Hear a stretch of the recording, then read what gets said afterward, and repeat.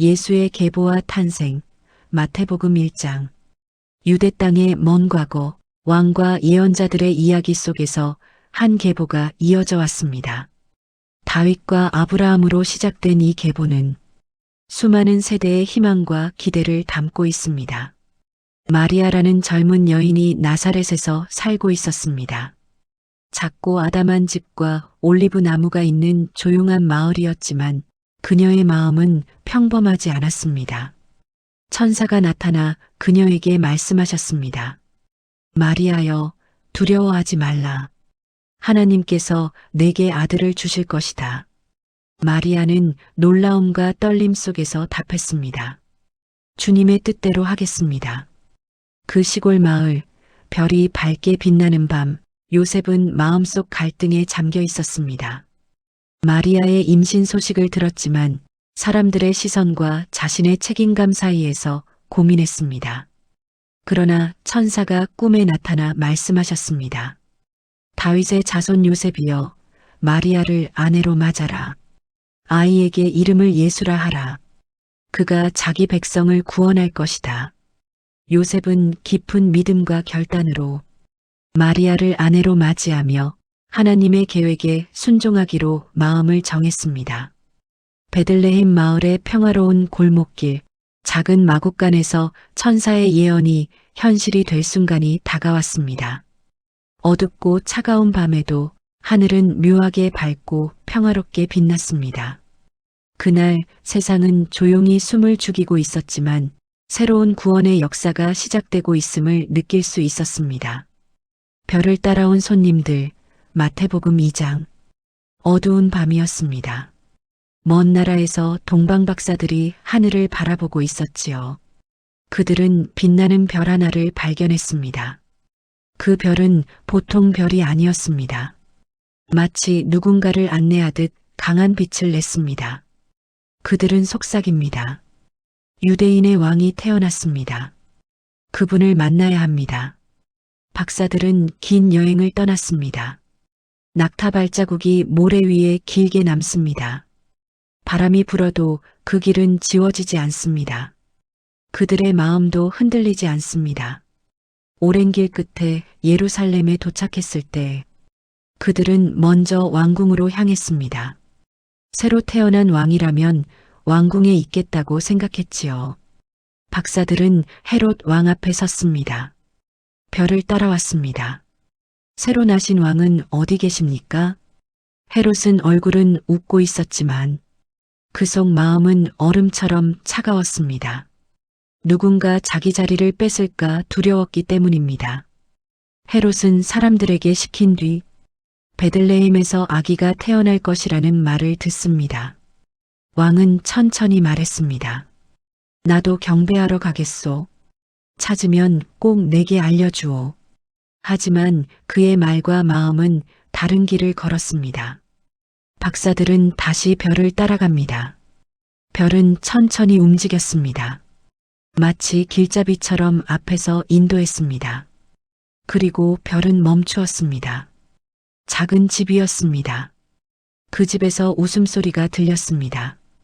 박사들이 문을 열자 어린 예수님이 어머니 마리아의 품에 안겨 있었습니다.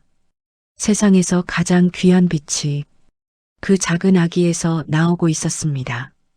그들은 무릎을 꿇고 조용히 선물을 꺼냅니다. 황금, 유향, 몰약, 왕과 신에게 드리는 가장 귀한 것들이었습니다. 잠든 밤, 하나님은 박사들에게 꿈으로 말씀하십니다. 헤롯에게 돌아가지 말라. 박사들은 다른 길로 떠납니다.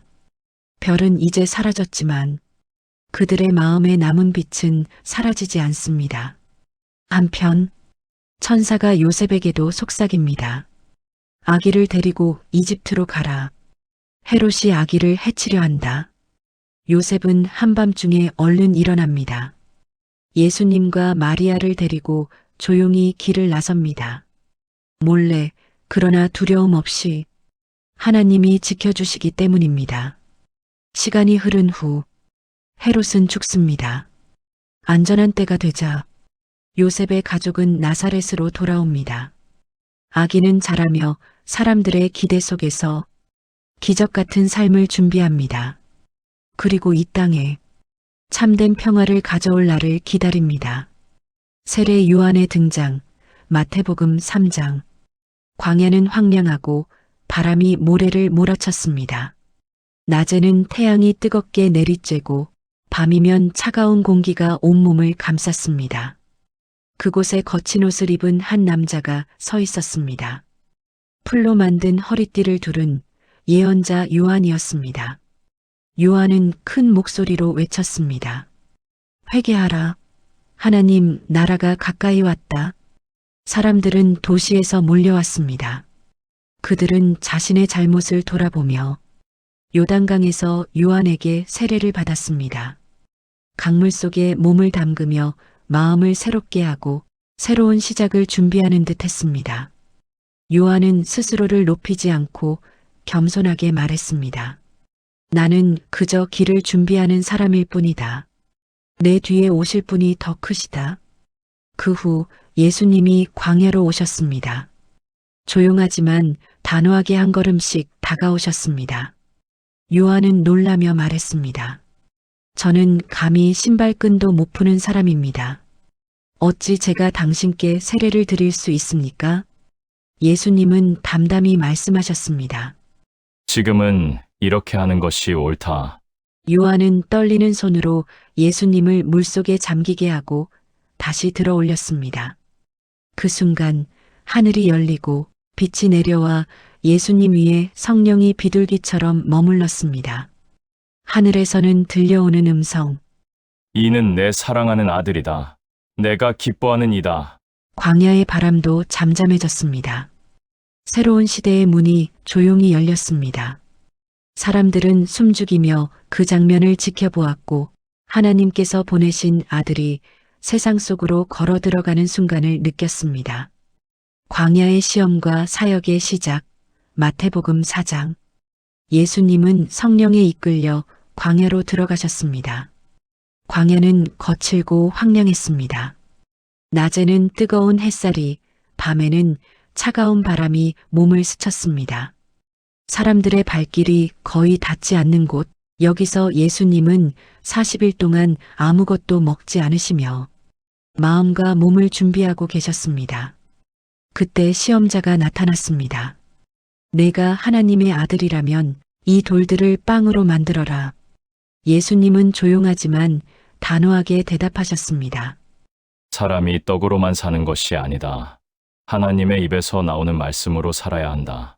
시험자는 또 다른 길을 제시했습니다. 내게 절하면 이 세상의 모든 권세와 영광을 주겠다. 예수님은 흔들림 없이 말씀하셨습니다. 주 너희 하나님만 경배하고 그분만 섬기라. 마지막으로 시험자는 예수님을 성전 꼭대기로 데리고 갔습니다. 내가 하나님의 아들이라면 뛰어내려 보아라. 하나님이 너를 지켜줄 것이다. 예수님은 단호히 거절하셨습니다. 하나님을 시험하지 마라. 시험자가 떠나자 천사들이 찾아와 예수님을 섬기며 힘을 주었습니다. 광야의 바람과 고독 속에서 인류를 구원할 길을 준비하셨던 순간이었습니다. 그 후 예수님은 갈릴리로 돌아가셨습니다. 사람들이 모여드는 마을과 호숫가에서 첫 사역의 발걸음을 내디디셨습니다. 호숫가에서 어부들이 그물을 정리하고 있을 때 예수님은 조용히 부르셨습니다. 나를 따라오너라. 너희를 사람을 낚는 어부가 되게 하겠다. 베드로와 안드레는 잠시 서로를 바라보다가 그물을 내려놓고 예수님을 따르기로 했습니다. 그날부터 새로운 길이 시작되었습니다. 세상의 희망과 구원의 소식을 전할 첫걸음이었습니다. 산 위의 말씀, 마태복음 5장에서 7장. 예수님은 갈릴리의 조용한 산 위로 올라가셨습니다. 산 아래로는 작은 마을과 올리브밭, 그리고 먼 갈릴리 호수가 눈에 들어왔습니다. 바람이 부드럽게 불어와 사람들의 머리카락을 스치고 햇빛은 산등성이를 황금빛으로 물들였습니다. 사람들은 하루 종일 일손을 멈추고 산 위로 모여들었습니다. 노인도 있었고 젊은이도 아이들도 있었습니다. 그들은 평생 살아온 삶의 무게와 고민을 안고 조용히 예수님을 바라보았습니다. 예수님은 미소를 지으며 말씀을 시작하셨습니다. 마음이 가난한 사람은 복이 있나니 하늘나라가 그들의 것이다. 사람들은 속으로 생각했습니다. 겸손하게 살아온 삶과 맞닿아 있는 말이었습니다. 예수님은 계속해서 말씀하셨습니다. 온유한 사람은 복이 있나니 그들은 땅을 차지하게 될 것이다. 의에 줄이고 목마른 사람은 복이 있나니 그들은 만족할 것이다. 사람들은 하나하나 마음에 새겼습니다. 삶의 고단함 속에서도 서로를 이해하고 용서하며 살아가는 법을 배우는 순간이었습니다. 예수님은 또한 말씀하셨습니다. 자비로운 사람은 복이 있나니 그들은 자비를 받을 것이다. 마음이 청결한 사람은 복이 있나니 그들은 하나님을 볼 것이다. 화평하게 하는 사람은 복이 있나니 그들은 하나님의 아들이라 일컬음을 받을 것이다. 산 위에서 불어오는 바람과 햇빛, 그리고 먼 갈릴리 호수의 물결이 예수님의 말씀을 더욱 특별하게 만들었습니다. 사람들은 그 말씀이 단순한 교훈이 아니라 삶을 바꾸는 씨앗임을 느낄 수 있었습니다. 예수님은 다시 고개를 들어 멀리 바라보며 말씀하셨습니다. 먼저 하나님 나라와 그분의 의를 구하라. 그러면 너희에게 필요한 모든 것이 더해질 것이다. 사람들은 서로를 바라보며 고개를 끄덕였습니다. 그날 산 위의 말씀은 사람들의 마음 속에 깊이 새겨졌습니다. 삶이 힘들고 어두워도 그 말씀은 마음의 등불이 되어 조용히 빛을 비추었습니다. 병든 자에게 손을 내리다. 마태복음 8장. 갈릴리의 작은 마을들, 돌집과 올리브 나무가 어우러진 길가를 예수님은 천천히 걸으셨습니다. 사람들은 일손을 멈추고 그분이 지나가는 길을 따라 모여들었습니다. 마을에는 오랜 병과 고통, 그리고 절망 속에서도 희망을 잃지 않으려는 사람들이 있었습니다. 그 사이로 병든 사람들이 조심스레 다가왔습니다. 오랫동안 고통받아온 몸, 지친 눈빛, 하지만 희망을 붙잡으려는 마음이 뒤섞여 있었습니다. 예수님은 그들을 바라보시며 손을 내밀었습니다. 두려워하지 마라. 믿음이 너를 구원하리라. 한 사람이 떨리는 목소리로 말했습니다. 주님, 제 병을 고쳐주십시오. 예수님은 조용히 손을 대셨습니다. 순간 몸의 고통이 사라지고 마음은 평온을 되찾았습니다. 그 사람은 놀라움과 감사에 눈물을 흘렸습니다. 주변 사람들은 숨죽이며 그 장면을 지켜보았습니다. 예수님은 제자들을 바라보며 말씀하셨습니다. 병든 자들을 고치고 마음이 상한 자들을 위로하라. 제자들은 그 말씀 속에서 배우며 사람들을 돕는 삶을 준비하기 시작했습니다. 마을을 지나며 이어진 작은 기적들은 사람들의 마음에 희망의 빛을 남겼습니다. 예수님의 손길은 눈에 보이지 않아도 그들의 삶 속에 조용히 그러나 확실하게 스며들었습니다. 바다 위의 폭풍과 제자들의 믿음, 마태복음 8장. 갈릴리 호수는 평소 잔잔했지만 오늘은 바람이 거세게 불고 물결이 높게 일렁였습니다. 제자들은 배 위에서 손을 꼭 잡고 흔들리며 두려움으로 얼굴이 굳어 있었습니다. 밤하늘은 구름으로 뒤덮였고 파도 소리는 큰 북소리처럼 귀를 울렸습니다. 예수님은 배 뒤쪽에서 조용히 누워 계셨습니다. 제자들은 떨리는 마음으로 다가와 외쳤습니다. 주님, 우리를 구원해 주십시오. 우리는 죽게 생겼습니다. 예수님은 일어나 바람과 물결을 바라보시며 말씀하셨습니다. 잠잠하라. 고요하라. 순간 바람이 잦아들고 물결은 잔잔해졌습니다. 제자들은 숨을 죽이고 서로를 바라보며 경외심과 놀라움에 몸을 떨었습니다. 예수님은 그들에게 물으셨습니다. 왜 두려워하느냐? 믿음이 없느냐? 제자들은 마음속으로 깨달았습니다. 이분은 단순한 스승이 아니라 자연마저 주관하시는 하나님의 아들임을.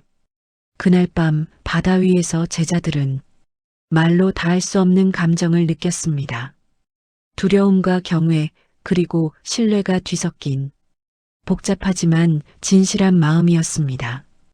다음 날 마을 사람들은 놀라운 이야기를 들었습니다. 제자들이 전하는 소식에는 폭풍을 잠재우신 예수님의 권능이 담겨 있었고, 사람들은 조용히 고개를 끄덕이며 새로운 희망과 믿음을 마음속에 품었습니다. 귀신 들린 사람과 고치심, 마태복음 8장. 갈릴리 지방의 어느 골짜기, 사람들이 두려워 발길을 끊었던 곳이 있었습니다. 그곳에는 오랫동안 귀신에 시달리는 한 남자가 살고 있었습니다. 그의 옷은 찢어져 있었고 밤마다 들려오는 울부짖음 때문에 마을 사람들은 가까이 가지 못했습니다. 이 지역은 요단강 근처의 작은 마을들과 이어진 골짜기로 오래전부터 병과 질병, 그리고 귀신에 대한 두려움이 사람들 사이에 깊게 자리 잡고 있던 곳이었습니다. 예수님은 그를 향해 천천히 걸어가셨습니다. 바람에 흔들리는 나뭇잎 사이로 주님의 발걸음은 평온하지만 단호했습니다. 귀신 들린 사람은 격렬하게 몸을 떨며 외쳤습니다.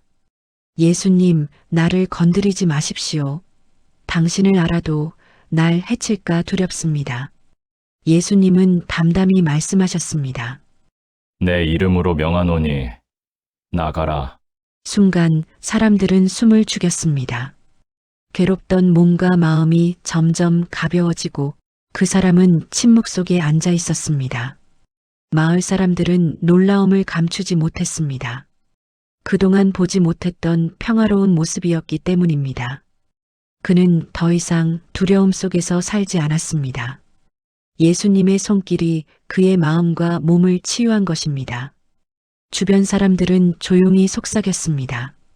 정말 이분이야말로 하나님께서 보내신 분이구나. 그날 이후 마을에는 작은 변화가 일어났습니다. 두려움 속에 숨었던 사람들이 서로를 바라보고 서서히 믿음과 희망을 배워가기 시작했습니다. 예수님은 그들을 떠나셨지만 사람들의 마음속에는 구원의 씨앗이 심겨졌습니다. 중풍병자를 고치심, 마태복음 9장. 갈릴리 한 마을의 좁은 골목, 오래된 돌집과 사람들의 삶의 흔적이 가득한 곳이었습니다. 그곳에는 한 중풍병자가 있었습니다. 오랫동안 몸을 움직이지 못하고 친구들의 부축 없이는 한 걸음도 걷지 못하는 상태였습니다. 4명의 친구들이 들것에 실어 좁은 골목을 지나 예수님께 데려왔습니다. 그들은 마음속 간절함과 걱정으로 숨을 죽이며 예수님 앞에 그를 눕혔습니다. 친구들은 간절히 말했습니다. 주님, 제 친구를 고쳐주십시오. 그가 너무 고통스러워합니다. 예수님은 그를 바라보시며 말씀하셨습니다. 두려워하지 말라. 내 아들아, 내 죄가 사함을 받았다. 사람들은 속으로 놀랐습니다. 죄의 사함과 몸의 치유가 함께 일어나다니 믿기 어려운 일이었기 때문입니다. 그 순간 예수님은 중풍병자에게 말씀하셨습니다. 일어나라. 침상을 들고 집으로 가라. 그 사람은 기적처럼 몸을 일으켰습니다. 4명의 친구들은 기쁨에 눈물을 흘리며 그를 안전하게 집으로 옮겼습니다. 사람들은 놀라움을 감추지 못하며 속삭였습니다. 이분이야말로 단순한 스승이 아니라 하나님께서 보내신 분이구나. 그날 이후 마을에는 희망과 믿음이 퍼지기 시작했습니다. 질병과 고통 속에서도 사람들은 서로를 돕고 예수님의 손길과 말씀으로 마음속 평화를 얻었습니다. 혈루증 앓는 여인과 야이로의 딸, 마태복음 9장. 예수님은 많은 사람이 모인 마을을 지나고 계셨습니다. 길가에는 오래된 돌집과 좁은 골목, 바람에 흔들리는 올리브 나무가 함께 있었습니다. 사람들은 병과 고통, 삶의 무게를 안고 하루를 살아가고 있었습니다. 한 여인이 오랫동안 혈루증으로 고통받고 있었습니다. 이 병 때문에 사람들과 거리를 두고 살아야 했고 마을 사람들은 그녀를 멀리했습니다. 그럼에도 불구하고 그녀는 예수님께 닿고자 용기 내어 다가왔습니다. 사람들 사이로 손을 뻗어 그녀는 예수님의 옷자락을 살짝 만졌습니다. 그 순간 오랜 고통이 사라지고 몸이 가벼워지는 것을 느꼈습니다. 예수님은 돌아보시며 말씀하셨습니다.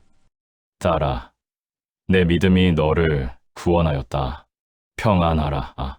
사람들은 놀라움과 경애로 숨을 죽였습니다.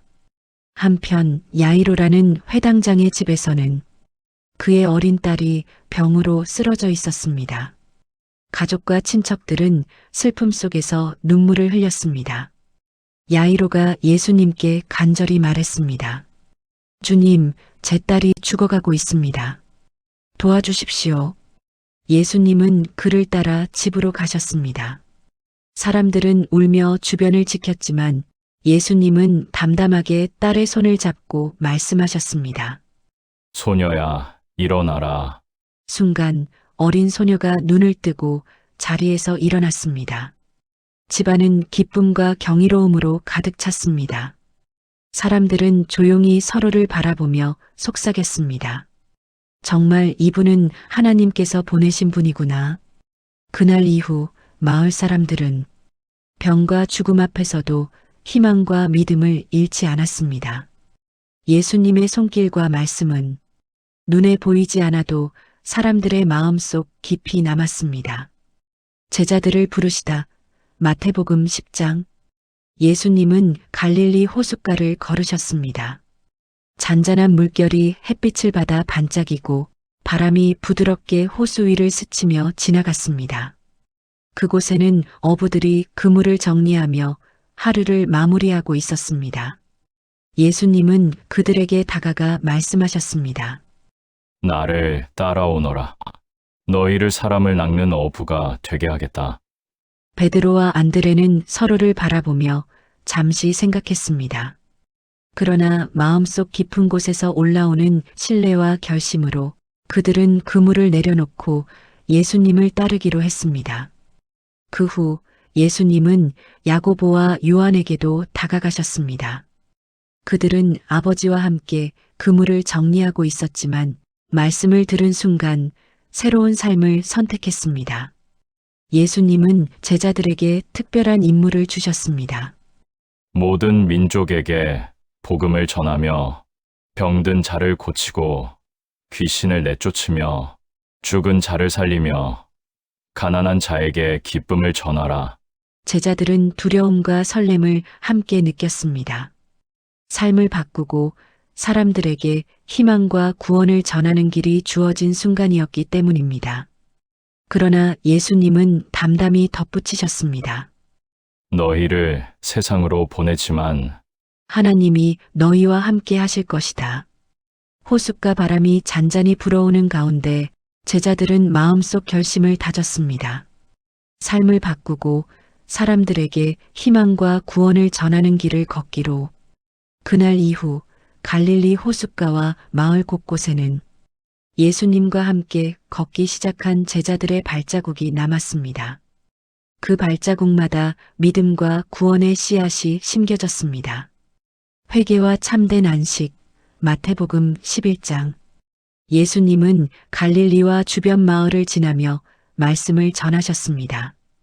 도시는 분주하고 시장에서는 사람들이 소리를 높였지만 예수님의 발걸음이 닿는 곳마다 고요한 긴장과 기대가 감돌았습니다.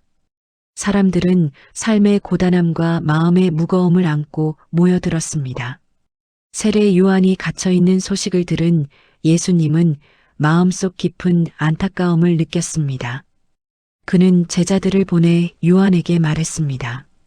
가서 내가 볼 것을 전하라. 눈 먼 자가 보고 다리가 저른 자가 걷고 병든 자가 나으며 가난한 자에게 복음이 전해진다. 요한의 마음은 불안과 걱정으로 가득 차 있었지만 예수님이 전하는 기적과 사랑의 소식을 듣고 안도했습니다. 예수님은 이어 말씀하셨습니다. 수고하고 무거운 짐진 자들아, 내게로 오너라. 내가 너희를 쉬게 하리라. 그 말은 바쁜 삶과 고단함 속에서 지쳐있던 사람들의 마음을 울렸습니다. 예수님은 단순히 몸의 고통만 치유하는 것이 아니라 마음의 짐을 내려놓게 하는 안식을 주셨습니다. 안식일과 논쟁, 마태복음 12장. 예수님은 안식일의 한 마을을 지나고 계셨습니다. 돌집 사이, 골목과 올리브 나무 사이로 사람들은 조용히 예수님을 바라보았습니다. 그날 예수님은 밭에서 이삭을 따르던 제자들을 보셨습니다. 바리새인들은 예수님을 질책했습니다. 보시오, 당신의 제자들이 안식일에 일을 하고 있소.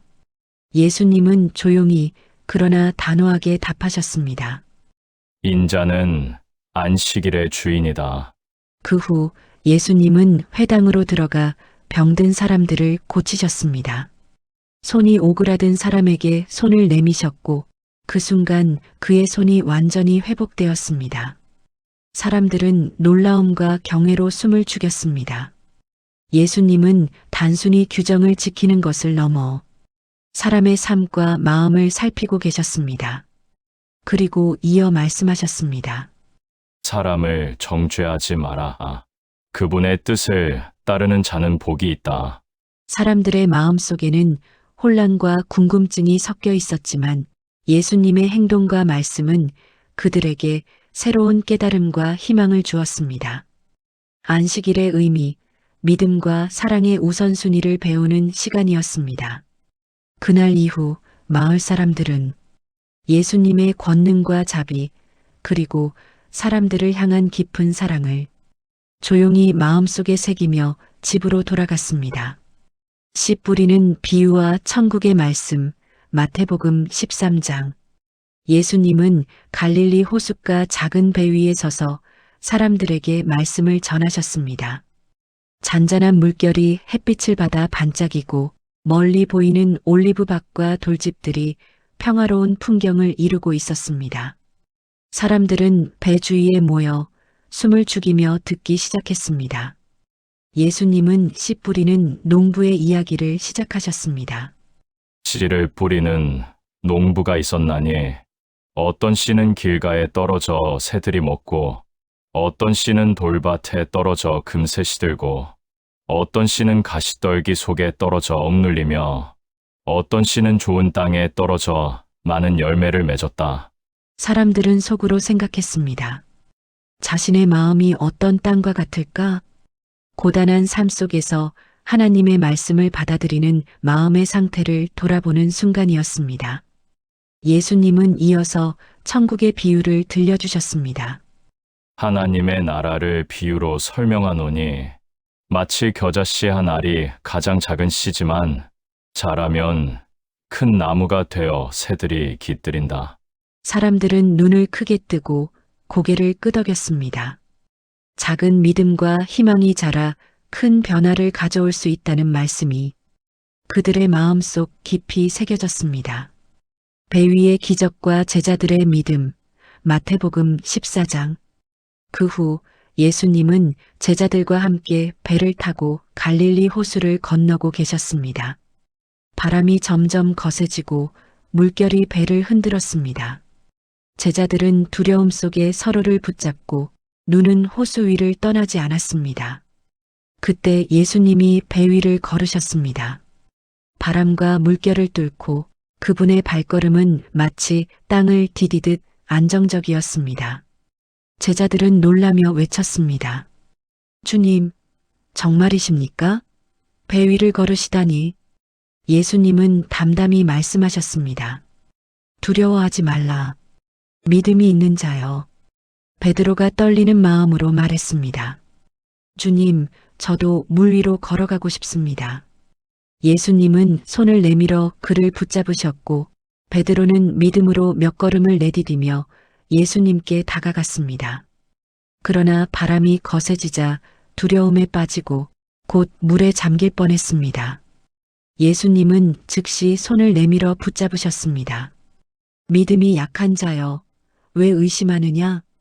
그날 이후 제자들은 예수님의 능력과 사랑을 몸과 마음으로 느끼며 더욱 믿음을 굳게 다졌습니다. 호수 위에서의 기적은 그들의 삶과 마음 속에 오래도록 새겨졌습니다. 믿음의 여인과 제자들의 깨달음, 마태복음 15장. 예수님은 갈릴리와 주변 마을을 지나고 계셨습니다. 돌집과 올리브 나무 사이 좁은 골목마다 사람들이 조심스럽게 모여들었습니다. 그들은 병과 고통, 삶의 무거움 속에서도 예수님의 말씀과 손길을 기다리고 있었습니다. 한 이방 여인이 나타나 예수님께 간절히 말했습니다. 주님, 제 딸이 악령에 시달리고 있습니다. 도와주십시오. 제자들은 당황한 마음을 감추지 못했습니다. 그녀는 유대인이 아니었고 그들의 전통과 사회적 경계에 걸려 있었기 때문입니다. 예수님은 조용히 그러나 깊은 뜻을 담아 말씀하셨습니다. 나는 이스라엘 집에 잃어버린 양에게만 보내심을 받았다. 여인은 멈추지 않고 간청했습니다. 주님, 그렇지만 개들도 주인의 상에서 떨어지는 부스러기를 먹지 않습니까? 예수님은 그 겸손하고 굳건한 믿음을 보시고 깊은 미소와 함께 말씀하셨습니다. 여인아, 내 믿음이 크도다. 내 소원이 이루어지리라. 그 순간 그녀의 딸은 즉시 치유되었습니다. 주변 사람들은 놀라움과 경외 속에 숨을 죽였습니다. 예수님의 능력과 사랑이 언제 어디서나 믿음을 가진 사람에게 임할 수 있음을 느낄 수 있었습니다. 그 후 제자들은 예수님과 함께 길을 걸으며 믿음의 본질과 사랑의 힘을 마음속 깊이 새겼습니다. 사람을 단순히 규정과 관습으로만 판단하지 않고 마음을 보고 사랑하며 치유하는 길이 무엇인지 깨닫는 시간이었습니다. 갈릴리의 햇빛 아래 예수님의 발걸음과 말씀이 사람들의 마음 속에 조용하지만 확실하게 희망과 믿음을 심어주었습니다. 오늘은 여기까지입니다. 여러분, 예수님께서 걸어오신 길을 함께 따라오다 보니 마음 한쪽이 뭉클해지지요. 기적과 사랑이 넘쳤던 1장부터 15장까지 그 모든 순간이 우리에게 말씀합니다. 두려워하지 말라. 내가 너와 함께하리라. 하지만 아직 이야기는 끝나지 않았습니다. 다음화 어둠을 뚫고 올린 메시아의 외침 곧 공개됩니다. 놓치지 마세요.